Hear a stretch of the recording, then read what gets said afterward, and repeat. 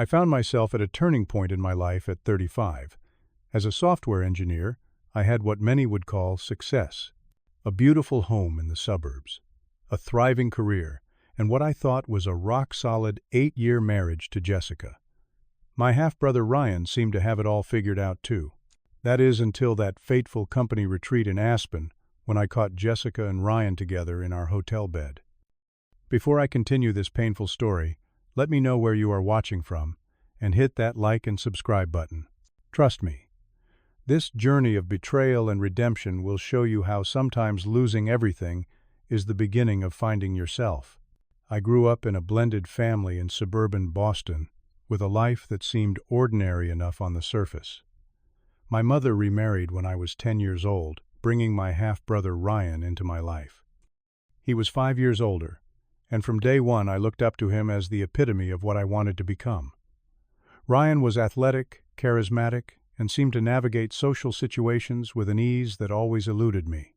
While I was the quiet, studious type who found refuge in computers and coding, Ryan was the life of every party, the captain of his football team, and later a successful entrepreneur. Throughout my teenage years, I constantly compared myself to Ryan, always feeling like I came up short. He dated the prettiest girls in school, won academic awards despite barely studying, and had this natural confidence that made people gravitate toward him. I, on the other hand, struggled with severe social anxiety and spent most weekends alone with my computer. When Ryan married Sophia at 23, I remember standing in that church, thinking they were the perfect couple. They had met in college, and Sophia was beautiful, smart, and came from a good family. Over the years, they had 2 children and built what appeared to be a picture-perfect life in a beautiful colonial-style home just 20 minutes from where our parents lived. Despite our differences, Ryan always made time for me. He helped me prepare for job interviews, gave me advice about investing my money, and always invited me to family gatherings. I genuinely believed he had my best interests at heart and never once questioned his motives. I met Jessica at a tech conference in San Francisco 9 years ago. I was there representing my company demonstrating a new software platform we had developed. Jessica was working for a competing firm, but we struck up a conversation at one of the networking events. She was brilliant, beautiful, and for some reason I still cannot fathom seemed genuinely interested in me. Our connection was immediate and intense. Jessica was everything I had ever dreamed of in a partner. She was confident, but not arrogant, ambitious, but not cutthroat. And when she looked at me, I truly felt seen for perhaps the first time in my life. We spent the entire conference finding excuses to bump into each other, and by the end of the week we had exchanged numbers and made plans to meet up despite living on opposite coasts. What followed was 6 months of long-distance dating that consisted of nightly video calls, weekend trips across the country, and the growing certainty that we had found something special. When Jessica was offered a job in Boston, it felt like the universe was conspiring in our favor. She moved into my apartment, and within a year I had proposed. When I introduced Jessica to my family, she charmed everyone immediately. My mother adored her. My stepfather approved of her career ambition, and Ryan seemed particularly impressed by her intelligence and business acumen. Jessica and Sophia also hit it off, bonding over their shared love of interior design and gourmet cooking. Soon we were having weekly family dinners with Jessica, often preparing elaborate meals for everyone. The wedding was everything Jessica had dreamed of. Ryan stood beside me as my best man, delivering a speech that brought tears to everyone's eyes. He talked about how proud he was to see his little brother find someone so perfect, and how Jessica was exactly what I needed to become the best version of myself. I remember feeling overwhelmed with gratitude for my brother and the life I was building. After the wedding, Jessica and I focused on creating our perfect life together.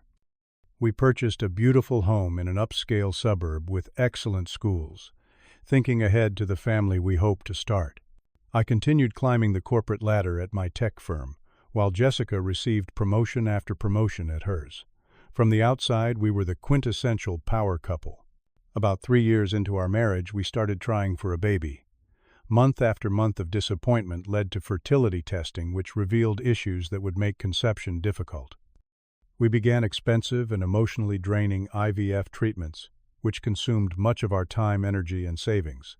The process was incredibly hard on Jessica, both physically and emotionally, and I did my best to support her through the hormone treatments, disappointing test results, and the profound grief that came with each failed attempt.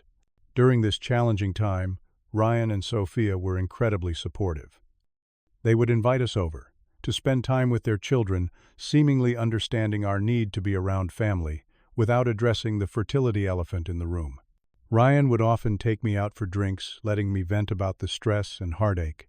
Jessica began spending more time with Sophia as well, helping with the children and discussing the fertility journey openly with someone who had successfully navigated pregnancy. Looking back now, I can see the warning signs that I completely missed at the time. Jessica started changing her appearance subtly, at first adopting a style more similar to what Ryan seemed to find attractive. She began taking an interest in golf, Ryan's favorite pastime, even booking lessons at the country club where he was a member. Her texts became more guarded, and she would often leave the room to take calls. I noticed that Jessica seemed particularly animated around Ryan, laughing a bit too loudly at his jokes, and finding reasons to touch his arm or shoulder during conversations. At the time, I dismissed it as her naturally flirtatious personality or her attempt to make sure my brother approved of his choice in me. There were uncomfortable moments at family gatherings when I would arrive late from work to find Jessica and Ryan huddled in deep conversation that would abruptly stop when I entered the room. My mother once commented how wonderful it was that Jessica and Ryan got along so well, saying they sometimes seemed like they had known each other forever. Ryan began offering to help Jessica with her career advancement, suggesting meetings with business contacts and offering to review her presentations. They started having lunch meetings that Ryan assured me were purely professional, his way of looking out for his brother-wife. I believed him completely, never questioning for a moment that my brother and my wife might betray me in the worst possible way. The company retreat that changed everything was held at an exclusive resort in Aspen. These annual events were usually spouse-free, but this year, the new CEO had encouraged executives to bring their partners to help foster a family atmosphere in the company. I was excited to show Jessica off to my colleagues, many of whom had never met her, despite my years of singing her praises. At first, Jessica seemed reluctant to attend, claiming she had important projects at work that required her attention. After some gentle persuasion and the promise of luxury spa treatments at the resort, she eventually agreed. What I did not know at the time was that Ryan had coincidentally planned a business trip to Denver for the same weekend, a mere 2-hour drive from our resort. The retreat started wonderfully. Jessica charmed my coworkers at the welcome dinner, and I felt proud watching her navigate the social aspects of corporate life with such grace. The problems began on the second day, when Jessica started disappearing for hours at a time. When I asked where she had been, she claimed to be exploring the resort or enjoying treatments at the spa. I had no reason to doubt her, though I was disappointed that she was missing the group activities I had hoped we would enjoy together. By the third day, I noticed Jessica was spending an unusual amount of time on her phone. She would step away from conversations to answer calls, and I frequently caught her texting with a slight smile on her face. When I asked who she was talking to, she would vaguely mention work colleagues or her friends back home. That evening, during a cocktail hour, one of my junior team members approached me after having a few drinks. With obvious discomfort, she mentioned seeing Jessica at the hotel bar earlier that day, with, in her words, some guy. According to my colleague, they had seemed very friendly, sitting close together and speaking intimately. When I asked for a description of the man, my stomach dropped as she described someone who sounded remarkably like Ryan. I told myself I was being paranoid. Ryan was in Denver for legitimate business reasons, and even if he had stopped by to say hello to Jessica, there was nothing inherently suspicious about that. Still, an uncomfortable feeling settled in my gut that I could not shake. On the fourth day of the retreat, I developed a severe migraine during an afternoon presentation. The pain was so intense that I excused myself and headed back to our suite to lie down in a dark room. As I approached our door, I heard voices from inside. One was definitely Jessica, and with growing horror, I recognized the other as Ryan. I stood frozen outside the door. my hand on the handle, unable to move. Part of me wanted to run away, to pretend I had heard nothing, and return to the conference. But I knew I had to face whatever was happening. With my heart pounding in my ears, I slowly and quietly opened the door. The sounds coming from our bedroom left no doubt about what was happening. Moving as silently as possible, I approached the partially open bedroom door. What I saw destroyed my world in an instant. There, in our hotel bed, were Jessica and Ryan, so engrossed in each other that they did not immediately notice me standing in the doorway. I must have made some sound because suddenly they both looked up and saw me. The look on their faces is seared into my memory. Initial shock, followed by guilty recognition of the magnitude of their betrayal. Jessica pulled the sheet up to cover herself, while Ryan jumped out of bed scrambling for his clothes. Jessica started crying, saying my name over and over, while Ryan began a pathetic attempt to explain. "I do not want to be with her, bro. It just happened. We did not mean for this. It was a mistake." Their voices seemed to come from far away, drowned out by the rushing sound in my ears, as my entire reality collapsed around me. I turned and walked out without saying a word. In the hallway, I broke down completely, sliding down the wall as sobs racked my body. A hotel staff member found me there, and with incredible compassion helped me to the front desk, where they arranged another room for me. The young woman at reception seemed to understand immediately, asking no questions as she handed me the new key and assured me that my belongings would be moved for me. Back in my new room, my phone exploded with messages and calls from both Ryan and Jessica. I ignored them all. Jessica sent increasingly desperate texts, first apologizing, then explaining that the affair had been going on for over a year, then begging me not to throw away our marriage over one mistake. Ryan left voicemails, swearing it would never happen again, that he valued our brotherhood more than anything, that he would end things with Jessica immediately, if I could find it in my heart to forgive him. I booked the first flight home the next morning, leaving Jessica behind at the resort.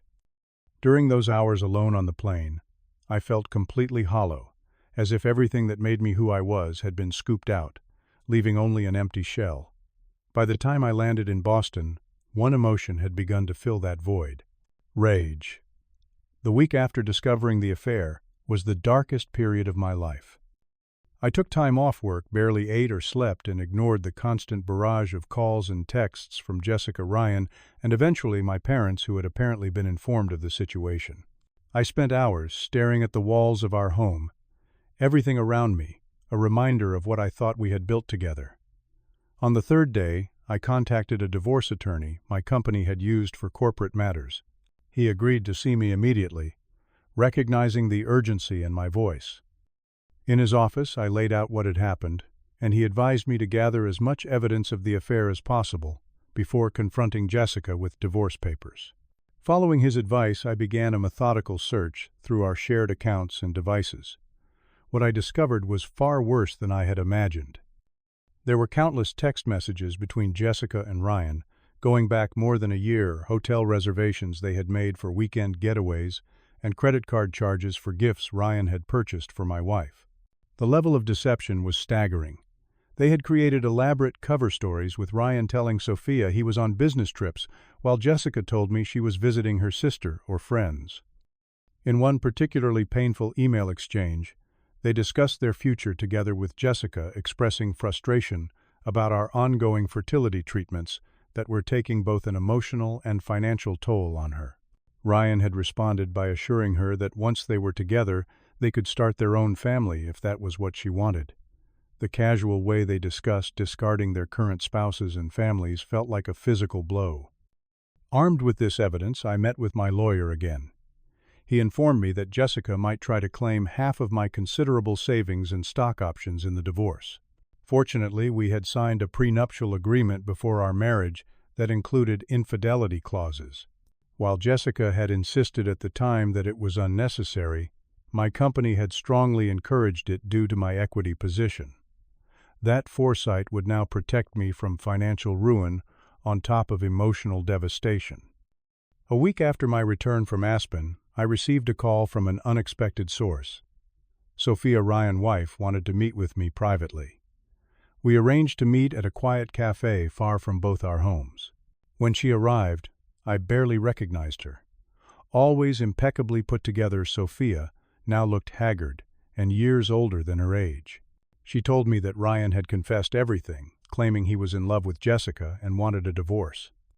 Sophia was shattered not just by the betrayal, but by concern for their children, who at 10 and 8 were old enough to understand something was terribly wrong. The day after meeting with Sophia, I received a text from my mother asking me to come to their house for a family meeting to sort things out. Against my better judgment, I agreed. When I arrived, I found my parents, Ryan, and to my shock, Jessica already seated in the living room. Jessica and Ryan were sitting close together on the sofa, actually holding hands as if they were teenagers, introducing their relationship to disapproving parents rather than adulterers facing the people they had betrayed. Before anyone could speak, I placed a folder on the coffee table containing printouts of some of the evidence I had gathered. I calmly explained that I had initiated divorce proceedings and expected Jessica to move her things out of our home while I was staying at a hotel. I informed Ryan that I never wanted to speak to him again, and that he had not just lost a brother but had destroyed a family for his own selfish desires. What happened next still fills me with disbelief. My stepfather, who had raised me since I was 10 years old, began defending Ryan. "You were always working, Albert. What did you expect would happen when you left Jessica alone so much?"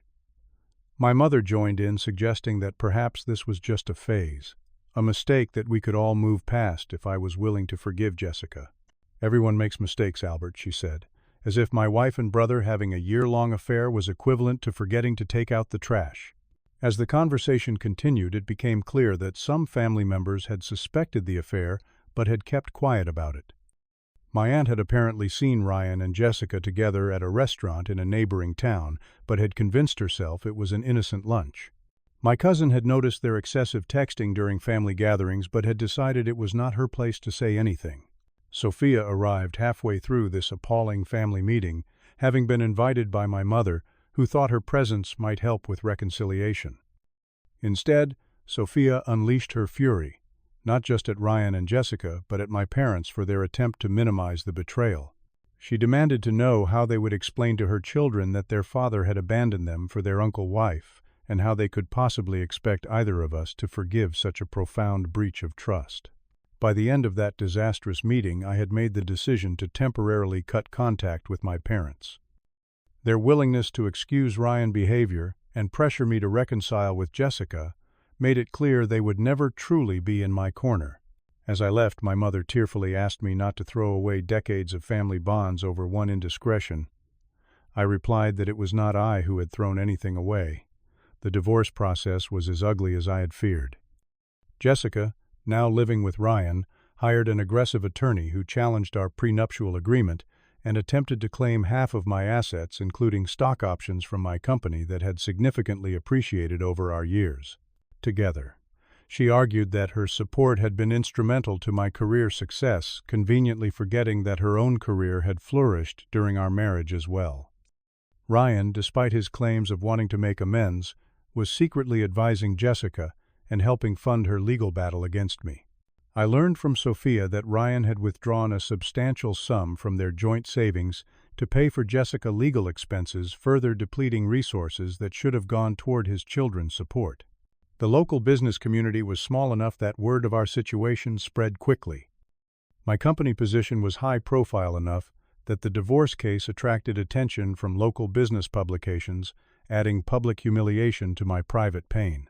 The articles were careful not to directly state the cause of our separation, but the timing of Jessica and Ryan's new relationship made the reality obvious to anyone paying attention. After months of legal wrangling, my lawyer discovered a loophole in the prenuptial agreement that definitively protected my assets in case of infidelity. Faced with this evidence, Jessica's lawyers finally agreed to a settlement that was far less favorable to her than she had hoped. I felt no satisfaction in this victory, only relief that this chapter was finally coming to a close. At the final divorce hearing, the judge asked if either of us wanted to make a statement before he formalized our separation. Jessica spoke first tearfully, expressing regret for how things had ended, but insisting that sometimes people find love in unexpected places. When my turn came, I simply stated that while the end of our marriage was not what I had wanted or planned for, I wished Jessica well in her future life, and hoped she would find whatever happiness had eluded her in our marriage. As I walked out of that courtroom officially, no longer a husband, I felt something unexpected. Not closure exactly, but the first faint stirring of possibility. The worst had happened. I had survived it.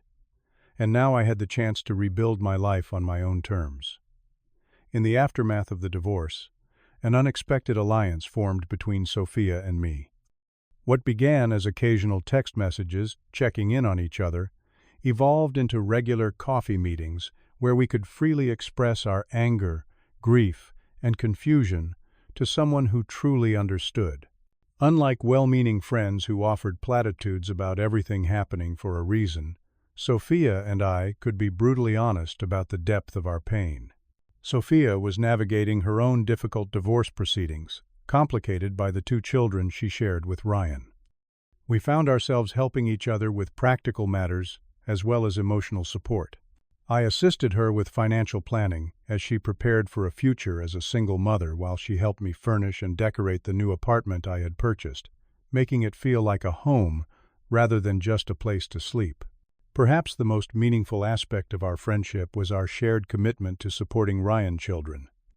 Though they were not related to me by blood, I had been their uncle for their entire lives and refused to abandon them when they needed stability most. Sophia graciously included me in birthday celebrations and school events, ensuring that the kids maintained connections with extended family despite their parents' divorce. Both Sophia and I made conscious decisions not to speak negatively about Ryan and Jessica to the children or anyone else. When Ryan kids asked difficult questions about why their father had moved away, we focused on reassuring them of both parents' love while avoiding details they were too young to process. This restraint was not for Ryan and Jessica's benefit, but rather to protect innocent children and maintain our own dignity. While I was rebuilding my personal life, I also channeled my energy into professional growth. The tech startup I had been contemplating for years suddenly seemed like the perfect distraction from my personal turmoil. With nothing to lose and newfound determination, I secured funding, assembled a team, and launched the company I had always dreamed of creating. In a decision that raised eyebrows among mutual acquaintances, but felt absolutely right to me, I offered Sophia a position as my operations director. She had put her own career on hold years earlier to support Ryan business ventures and raise their children, but she had an MBA and sharp business instincts that had gone unutilized. She accepted the position and quickly proved herself invaluable, bringing organization and vision to our rapidly growing enterprise. Within 18 months, our company was not just surviving but thriving, attracting attention from investors and industry publications. There was a particular satisfaction in knowing that our success contrasted sharply with Ryan's struggling business, which had begun to falter without Sophia behind-the-scenes support. While I took no pleasure in his professional difficulties, I could not help but appreciate the irony that the people he had discarded were flourishing without him. Throughout this period, I committed to personal growth as well as professional. Weekly sessions with my therapist helped me process the betrayal and understand patterns in my life that had contributed to my blindness about Jessica and Ryan's relationship. I joined a hiking group, rediscovered my love for playing the guitar, and gradually rebuilt my social circle with people who knew me as I was now not as one half of a failed marriage or the betrayed brother. The family dynamics continued to be complicated and painful. 6 months after our divorces were finalized, Ryan and Jessica announced their engagement at a family gathering I had deliberately not attended. My parents called immediately afterward, pressuring me to reconnect with Ryan and attend the upcoming wedding in the name of family unity. I refused, firmly but calmly explaining that while I did not wish ill on either of them, I had no desire to celebrate a relationship built on deception and betrayal. My mother accused me of being bitter and unforgiving, while my stepfather suggested I was being childish in holding a grudge. These conversations only reinforced my decision to maintain strict boundaries with my parents until they could respect my feelings. Not everyone in the family sided with Ryan. My grandmother, always the moral compass of our family, refused to attend the engagement party and made it clear she found their behavior reprehensible. Several cousins reached out privately to express their support for me and discomfort with how the situation had been handled. Ryan, children old enough to understand some aspects of what had happened, began asking to spend more time with me, finding comfort in the stability and attention I provided, in contrast to their father's increasingly chaotic life. About a year after the divorce, I heard through mutual friends that Jessica was already showing signs of discontent in her relationship with Ryan. The passionate affair that had seemed worth destroying 2 marriages for had evolved into an ordinary relationship with ordinary problems, compounded by the guilt and complications their choices had created. Jessica had expected Ryan business to continue providing the lifestyle she had grown accustomed to, not realizing that much of his success had been built on Sophia behind-the-scenes support and connections. Ryan's financial problems eventually led him to the humiliating position of asking family members for loans. When he called me, I was shocked by his audacity. He spoke as if our estrangement was a minor disagreement rather than a fundamental breach of trust. He explained his business difficulties and asked if I would consider investing, suggesting it could be a way to rebuild our relationship. I declined calmly, suggesting instead that he consider therapy to address the patterns that had led to his current circumstances. His angry response told me he had not changed at all. Gradually, family members who had initially taken Ryan's side or tried to remain neutral began to see the situation more clearly. My mother called one day in tears, finally acknowledging that she had been wrong to pressure me, and that her desire to keep the family together had blinded her to the severity of what Ryan and Jessica had done. While this apology did not immediately heal our relationship, it opened the door to cautious reconciliation on my terms, with clear boundaries about Ryan and Jessica's involvement in any family gatherings I would attend. About 18 months after discovering the affair, I received a text from Jessica asking to meet. After careful consideration and discussion with my therapist, I agreed to a brief conversation at a neutral location. Jessica looked different than I remembered, her carefully maintained appearance somewhat diminished. She told me she had been doing a lot of thinking and wanted me to know she deeply regretted her actions and the pain she had caused. She admitted that what she had thought was love had largely been excitement and forbidden attraction, and that the reality of building a life with Ryan had not matched her fantasies. I listened politely, but felt strangely detached, as if she were talking about someone else entirely. When she finished, I thanked her for the apology, but explained that I had moved on and wished her well in dealing with whatever challenges she was facing. As I walked away, I realized that the anger and pain that had once consumed me had faded to a dull echo. I was no longer defined by what had happened to me, but by what I had built from the ashes of that betrayal. 2 years after that devastating discovery in Aspen, my life looks nothing like I would have predicted in mostly positive ways. The startup that began as a distraction from my personal pain has grown into a thriving company with 30 employees and an excellent reputation in our industry. Sophia has proven herself to be not just a capable operations director, but a visionary leader who has helped shape our company culture and strategic direction. Our friendship has evolved as we both healed. What began as mutual support through trauma has become a genuine connection based on shared values, compatible personalities, and deep respect. While we were careful to maintain appropriate boundaries as colleagues, we eventually acknowledged the growing feelings between us and began dating after much thoughtful consideration about the complexities of our situation. Our relationship has progressed slowly and deliberately, with open communication and the wisdom that comes from painful experience. Ryan's children have remained an important part of my life. At 12 and 10, they are old enough now to understand more about what happened, though we continue to shield them from unnecessary details. They split their time between Sophia home and Ryan's new apartment across town, where he now lives alone following his breakup with Jessica 6 months ago. The kids have adjusted as well as can be expected, thanks largely to Sophia's unwavering commitment to their well-being and the stability we have worked to provide. My relationship with my parents has gradually improved. At a recent family gathering to celebrate my grandmother's 90th birthday, several relatives took me aside to privately apologize for not supporting me more during the divorce.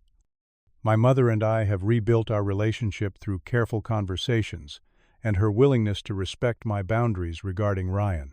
My stepfather has been slower to acknowledge his role in enabling Ryan behavior, but we have reached a civil understanding. As for Ryan and Jessica, their relationship imploded under the weight of reality. The passion that seemed worth sacrificing everything for could not sustain them through financial difficulties, public disapproval, and the daily challenges of building a life together. Jessica moved out after 18 months, accepting a job offer in Chicago and leaving Ryan to face his mounting debts and failed business alone. Ryan has made several attempts to reconcile with me, sending emails reminiscing about our childhood and suggesting we meet to talk things through. While I no longer harbor active anger toward him, I have no desire to rebuild a relationship with someone who proved himself capable of such profound betrayal.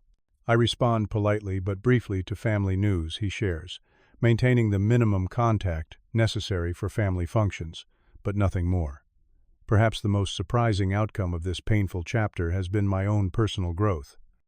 The man I was before the betrayal was insecure, desperate for approval, and somehow always feeling less than. The man I am now understands my own worth, in a way that is not dependent on others' validation.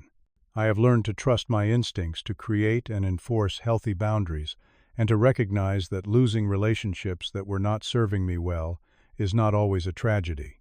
I have also learned profound lessons about forgiveness that differ from what my family initially pushed me toward. True forgiveness is not pretending the hurt never happened or allowing harmful people continued access to your life.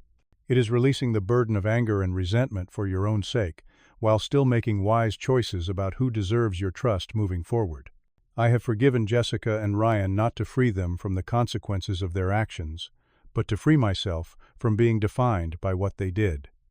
The most valuable lesson I have learned is about the true meaning of loyalty and family. Blood relationships mean nothing without the character and commitment to honor those bonds. The family. We choose the people who stand by us when it would be easier to walk away. Those are the relationships worth nurturing. Sophia and I have created our own kind of family unit, including her children, my grandmother, and friends, who showed up consistently during our darkest days. As I look toward the future, I feel a sense of peace that once seemed impossible. The betrayal that nearly destroyed me instead forced me to rebuild myself stronger, wiser, and more authentic than before. While I would never have chosen this path, I am grateful for where it has led me. What about you? Have you ever experienced a betrayal that ultimately led you to a better place in life? Or are you currently going through something that feels insurmountable? I would love to hear your stories in the comments below. If this story resonated with you, please like, subscribe, and share it with someone who might need to hear that even the deepest wounds eventually heal. Thank you for taking the time to listen to my journey. And remember that sometimes the most painful endings clear the way for the most beautiful beginnings.